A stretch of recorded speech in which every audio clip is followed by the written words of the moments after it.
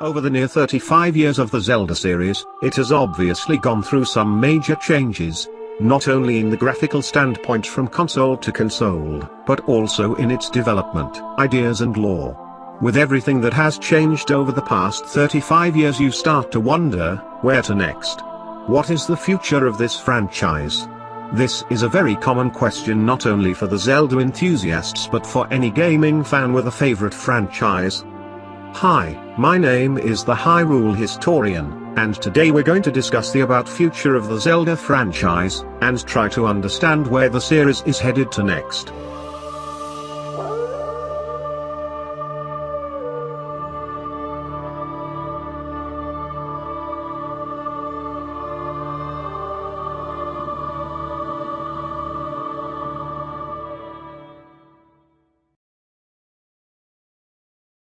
Debating about the future of the franchise has been a very hot topic recently. Breath of the Wild was a total refresh of the franchise's mechanisms, focusing more on the player's decision and imagination than from a linear standpoint, giving total freedom for the player to explore, on a very vast world and be on a sandbox of sorts, trying new things and crazy things that many people didn't think was possible.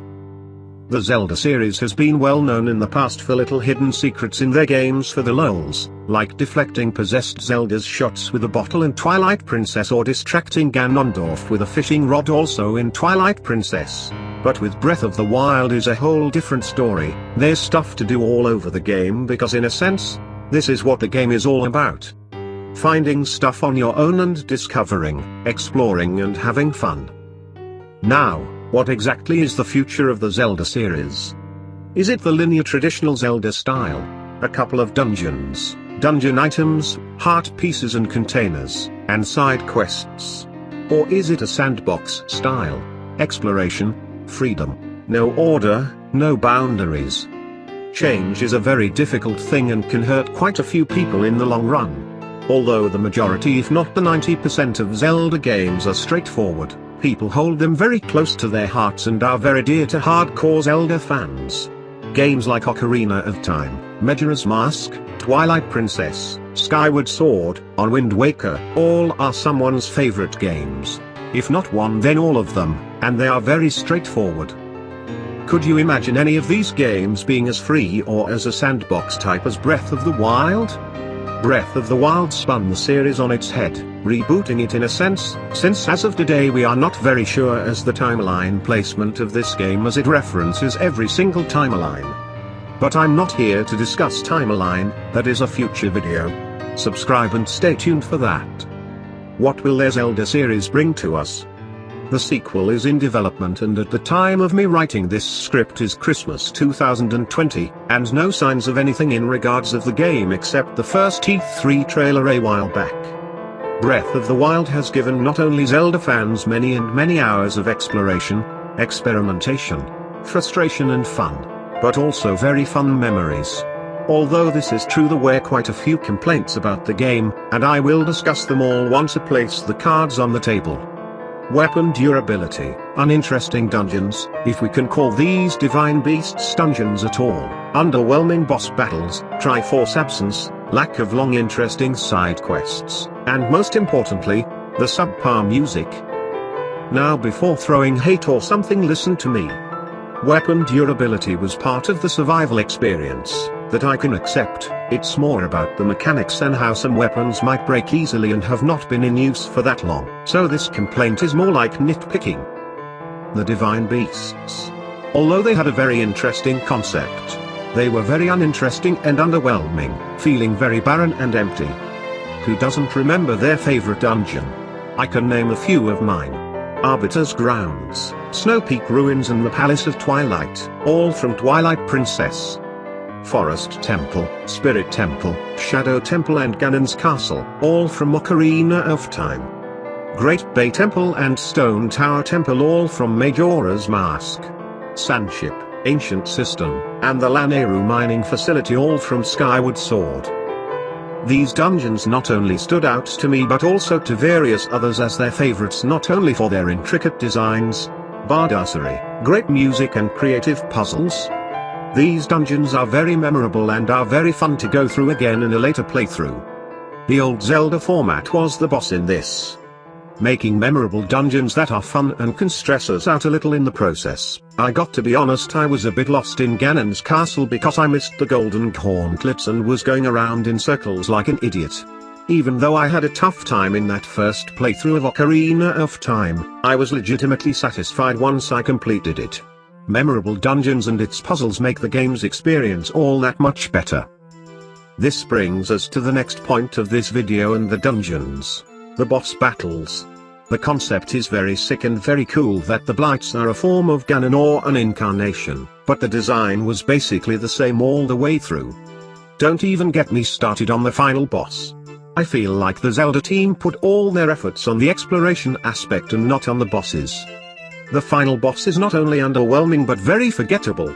Majora, Ganondorf on the various games, and Demise make a much better job on giving us a memorable boss battle, with various intricate phases, and a good final battle. In Breath of the Wild we have a very basic battle, with Calamity Ganon that takes 3 minutes and Dark Beast Ganon which is a joke, and I'm being 100% true on this one. Ride horse, aim, shoot arrow, die, end. It feels very anticlimactic and just too basic for the massive and epic battle the game makes you think it will be.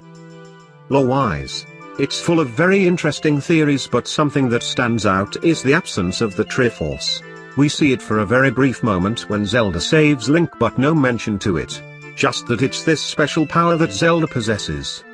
It's not a deal breaker, but it just seems very odd that something as important as is the Triforce is absent as it is in this game. Other games like Skyward Sword, Twilight Princess or Wind Waker actively mention it and are an active variable on the development of these games and their story, but not for Breath of the Wild for some reason. Side quests have always been a major part of Zelda games. Like the Kefi side quest, Malo Mart, trading side quest in Wind Waker, etc. Breath of the Wild gives us a lot of side quests, but they went more for quantity over quality in this game. It wouldn't hurt to have more long-lasting side quests like the one where you help build Tara E Town. Having side quests that are as long as that one would give the game a more fun time playing it through. Finally, but debatably the most important aspect not only of this game but from this franchise in general is its music, and every single one of you knows how important the music is in Zelda games.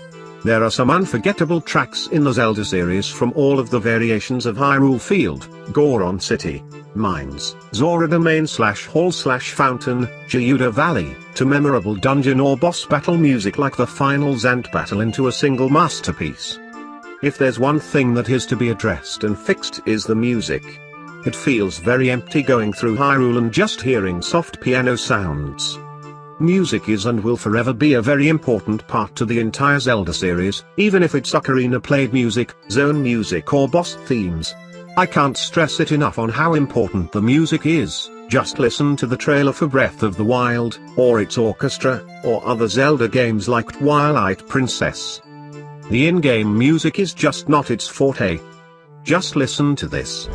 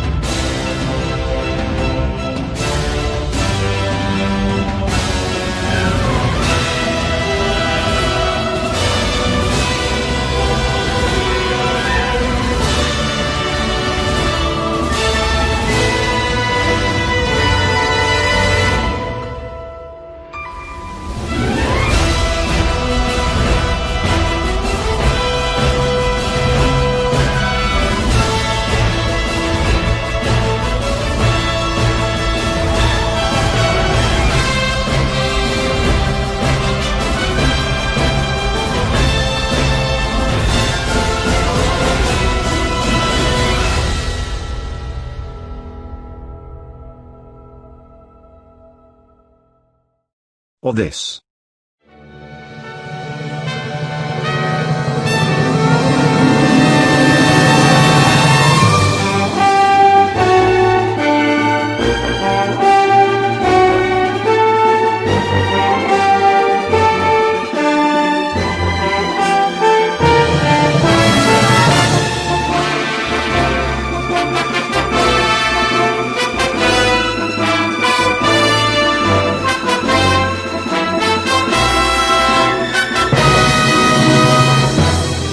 So, what is exactly the future of the series? Is Nintendo going to keep giving us games like Breath of the Wild? Or are they going to take inspiration from the past Zelda formula for future franchises? Let me know in the comments. Thank you for watching this video. Don't forget to leave a like if you did enjoy it, or a dislike if you didn't. Don't forget to comment, subscribe and share the video. It helps out a ton. I'll try to respond as many comments as I can. Stay tuned because next week I will be talking about my top Zelda games, my opinions on them, and their placement in a personal tier list. Exploring the good and the bad.